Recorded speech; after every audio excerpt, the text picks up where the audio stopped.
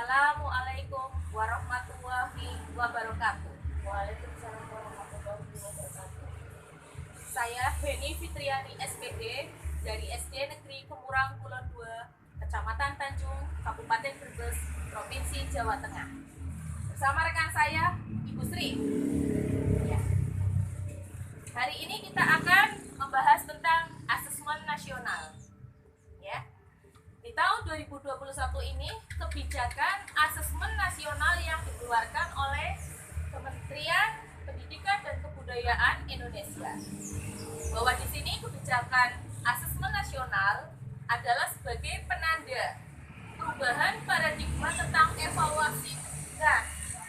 Ya, perubahan yang mendasar adalah tidak lagi menilai capaian secara individu, akan tetapi mengevaluasi dan memetakan sistem pendidikan berupa input, proses, dan hasil, di mana asesmen nasional ini dibagi menjadi 3. Ya, asesmen nasional dibagi menjadi 3. Yang pertama adalah AKM atau asesmen kompetensi minimum.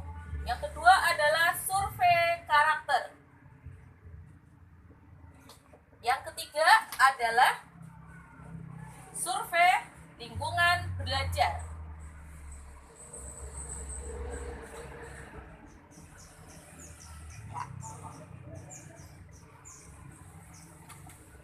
Ya, di sini AKM yang pertama kita bahas.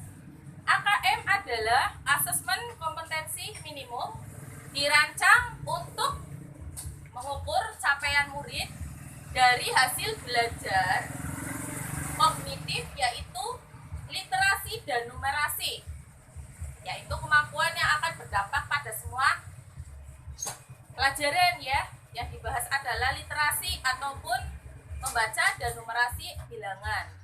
Yang kedua adalah survei karakter. Ya, survei karakter ini untuk menilai sikap, mengukur nilai sikap, keyakinan, dan kebiasaan yang mencerminkan karakter siswa yang berjiwa Pancasila. Di sini ada 6 ya pilar profil pelajar Pancasila. Yang pertama adalah beriman dan bertakwa kepada Tuhan Yang Maha Esa, ya. Kemudian yang kedua, berkebinekaan global. Yang ketiga, bergotong royong. Yang keempat, mandiri. Yang kelima, bernalar kritis. Dan yang keenam adalah kreatif. AKM atau asesmen kompetensi minimum ini berbeda dengan ujian nasional, ya, di mana ujian nasional itu bertujuan mengevaluasi capaian hasil belajar siswa secara individu, dan yang diukur adalah kompetensi pada mata pelajaran. Tetapi asesmen kompetensi minimum ini bertujuan untuk mengevaluasi mutu sistem pendidikan di Indonesia, yang akan menjadikan indikator untuk ketercapaian standar nasional pendidikan setiap daerah, ditandai dengan kemampuan literasi dan numerasi.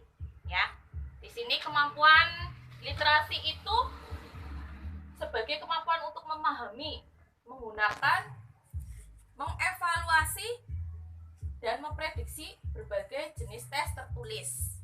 Ya, kemudian numerasi adalah kemampuan berpikir menggunakan konsep fakta tentang matematika. Ya, di sini sudah dibahas tentang perbedaan antara AKM dan ujian nasional. Kemudian yang ketiga adalah survei lingkungan belajar. Survei lingkungan belajar itu untuk mengevaluasi dan memetakan aspek pendukung, kualitas input, dan proses pembelajaran di lingkungan sekolahnya. Nah, kalau AKM ini dilaksanakan pada siswa kelas 5 SD, kelas 8 SMP dan sederajat, kelas 11 SMA, SMK atau sederajat. Dan dilaksanakan itu secara sampel. Jadi sebagai siswa saja yang ikut, tidak semuanya. Ya. Karena apa? Ini tidak untuk kelulusan, hanya untuk mengukur kualitas dari pembelajaran sendiri ya untuk gambaran umum untuk pendidikan. Dan kenapa dilaksanakan kelas 5? Masih ada waktu lagi untuk di kelas 6-nya jika akan memperbaiki kualitas pembelajaran itu sendiri. Dan ragam soal AKM itu ada 5. Yang pertama adalah pilgan, pilihan ganda. Jadi siswa itu memilih jawaban satu yang benar. Kemudian yang kedua adalah pilgan kompleks atau pilihan ganda kompleks, di mana siswa itu akan menjawab jawaban benar lebih dari satu dari soal itu. Yang ketiga adalah menjodohkan, jadi menarik garis dari satu titik ke titik lainnya, tetapi dengan memasangkan jawaban yang benar. Dan yang keempat adalah isian singkat berupa jawaban bilangan atau menyebutkan benda, menyebutkan nama tempat dan sebagainya. Dan yang terakhir adalah uraian, isinya berupa penjelasan-penjelasan dari siswa itu dengan diwujudkan dengan kalimat-kalimat siswa dalam menjawab pertanyaan. Dari tujuan AKM ini dirancang untuk menghasilkan informasi yang akurat ya, untuk memperbaiki kualitas belajar mengajar yang akhirnya nanti diharapkan untuk meningkatkan hasil belajar siswa itu sendiri. Jelas, Bu? Sri, apa ada yang ditanyakan? Mengapa AKM dilaksanakan di kelas 5 SD, kelas 8 SMP, dan kelas 11 SMA? Ya, kenapa dilaksanakan di kelas 5 SD, 8 SMP, dan 11 SMA? Diharapkan dengan jeda ada waktu 1 tahun itu, dari kelas 5 ke kelas 6 itu, masih ada waktu untuk memperbaiki dari kualitas pembelajaran itu sendiri. Ya, jadi siswa itu akan ada ruang waktu untuk memperbaiki lagi.